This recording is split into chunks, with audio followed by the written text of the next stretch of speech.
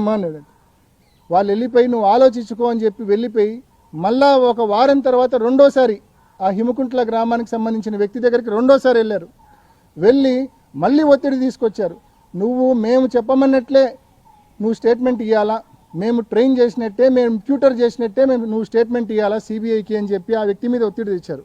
అతను రెండోసారి గట్టిగా చెప్పడంతో, నేను చెప్పను అని గట్టిగా చెప్పడంతో వాళ్ళు వెనక్కిపోవడం జరిగింది.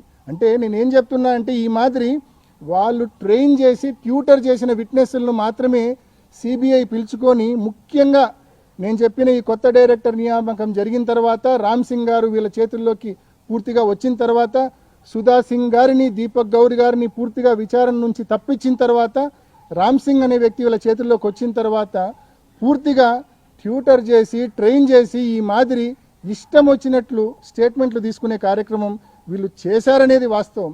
విచారణ పూర్తిగా తరోగా చూసిన వారికి ఎవరికైనా కూడా ఇది స్పష్టంగా అర్థమవుతుందని చెప్పి మీ అందరికీ తెలియజేస్తా ఉన్నా. అదేవిధంగా దస్తగిరి స్టేట్మెంట్లో ఇంకా అనేక విషయాలు చెప్తాడు. వివేకానంద రెడ్డి గారికి అనేక అక్రమ రిలేషన్స్ ఉన్నాయని కూడా, అక్రమ సంబంధాలు ఉన్నాయని కూడా చెప్తాడు. అక్రమ సంబంధాల నేపథ్యంలో ఆ కోణంలో కూడా మర్డర్ జరిగిండొచ్చు. ఆ కోణంలో పొరపాటును కూడా సునీతక్క ఫర్దర్ ఇన్వెస్టిగేషన్ అడగదు, ఎప్పుడూ అడగదు ఆ కోణంలో. అంటే నేను ఆ ఆస్పెక్ట్స్లోకి, ఇండివిజువల్ ఆస్పెక్ట్స్లోకి నేను పోవడం కరెక్ట్ కాదు కాబట్టి నేను పోవడం లేదు. కానీ ఆ కోణంలో మాత్రం విచారణ అడిగిన దాఖలాలు లేవు, అడిగే ప్రయత్నం కూడా చేయదు. ఎందుకంటే దస్తగిరి చెప్పిన వాంగ్మూలంలోనే క్లియర్గా ఉంది ఈ అక్రమ సంబంధాలకు సంబంధించి. అవి ఏ రకంగా ఈ హత్యకు సంబంధమో కూడా చాలా క్లియర్గా ఉంది. అదేవిధంగా డ్రైవర్ నీరుగట్టు ప్రసాద్ చెప్పిన దాంట్లో కూడా అది ఎస్టాబ్లిష్ అవుతుంది.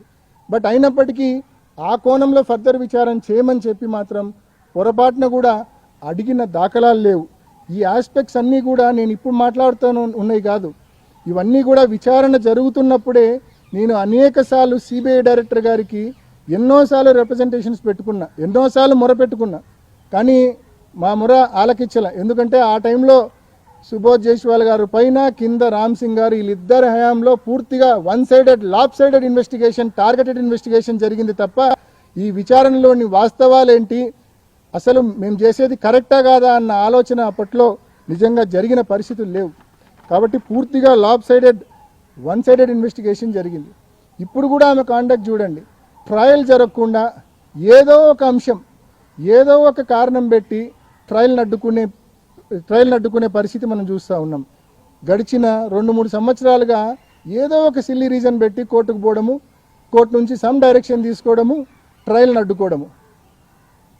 బట్ మాకైతే నమ్మకం ఉంది, అంటే ఏ రోజైనా ఎప్పుడు ట్రయల్ జరిగినా కూడా దేవుని దగ్గర, దేవుని ముందు, చట్టం ముందు తప్పకుండా మా తప్పు లేదని చెప్పి, మేము క్లీన్ అని చెప్పి తప్పకుండా నిరూపించుకుంటామన్న పూర్తి ధైర్యం, విశ్వాసం, నమ్మకం మాకున్నాయనే విషయాన్ని మనవి చేస్తూ ట్రయల్ జరగడానికి సహకరించమని చెప్పి కూడా సునీతక్కను కోరుకుంటూ, ముఖ్యంగా వాళ్ళ ఇంటెన్షన్ కూడా ఒకటే నేను చెప్తా ఉన్నా, ఈ అంశాన్ని వచ్చే ఎలక్షన్ల వరకు దీన్ని డ్రాగ్ చేయాలా, చంద్రబాబు నాయుడు గారికి మరింత రాజకీయ లబ్ధి చేకూర్చాలా, రాజకీయంగా చంద్రబాబు నాయుడు గారికి ఉపయోగపడాలన్న ఆరాటం తప్ప నిజంగా దీంట్లో న్యాయం కోసం పోరాటం అనేది ఎక్కడా లేదు, ఎక్కడా కనిపించే పరిస్థితి లేదు. కాబట్టి చంద్రబాబు నాయుడు గారికి రాజకీయ లబ్ధి చేకూర్చాలన్న ఆలోచనలు పక్కన పెట్టి తొందరగా ఈ కేసు ట్రయల్ జరిగి దేవుని ముందు, చట్టం ముందు దోషులు ఎవరో తేలే విధంగా తప్పకుండా మరి సహకరించవలసిందిగా కూడా మరి అక్కను కూడా కోరుకుంటూ, అదేవిధంగా ఇప్పటిదాకా నేను అనేక అంశాలు మీకు చెప్పా.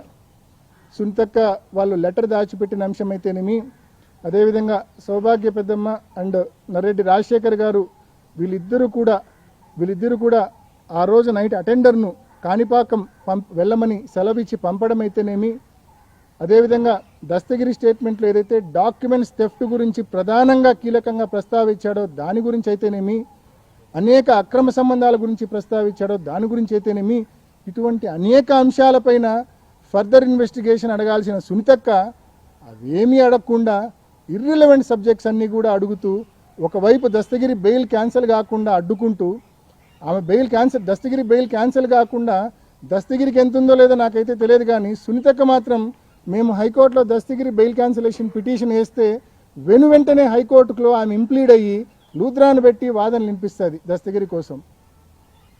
ఏమిది అసలు? ఎందుకు దస్తగిరి బెయిల్ క్యాన్సిల్ అయితే మీకు వచ్చే నష్టం ఏమిటో నాకైతే నిజంగా అర్థం కాలే. కామన్ మ్యాన్ కూడా ఆలోచించమని కోరుతా ఉన్నా. ఈ కేసు విషయంలో మేము గడిచిన 3-4 సంవత్సరాలుగా ఎంతోమంది మమ్మల్ని దూషించినారు, వాస్తవాలు తెలియకుండా ఎంతోమంది మమ్మల్ని దూషించినారు.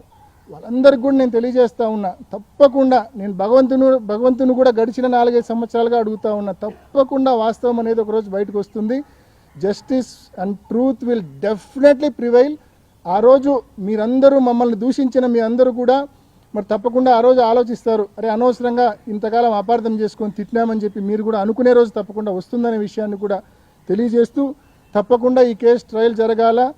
అదేవిధంగా ఈ కేసు ట్రయల్ జరగడంతో పాటు ఈ కేసు ఇకపై ప్రొలాంగ్ కాకుండా, అంటే చంద్రబాబు నాయుడు గారికి లబ్ధి చేకూర్చడానికి ఈ కేసు ఫర్దర్ ప్రొలాంగ్ కాకుండా త్వరగా ఈ కేసు ట్రయల్ జరిగే దిశగా మరి చర్యలు తీసుకోవాల్సిందిగా న్యాయస్థానాలను, సిబిఐని, మరీ ముఖ్యంగా ఈ కేసు ప్రొలాంగ్ కావడానికి కీలక కారణమైన మా సుంతక్కను మనవి చేస్తూ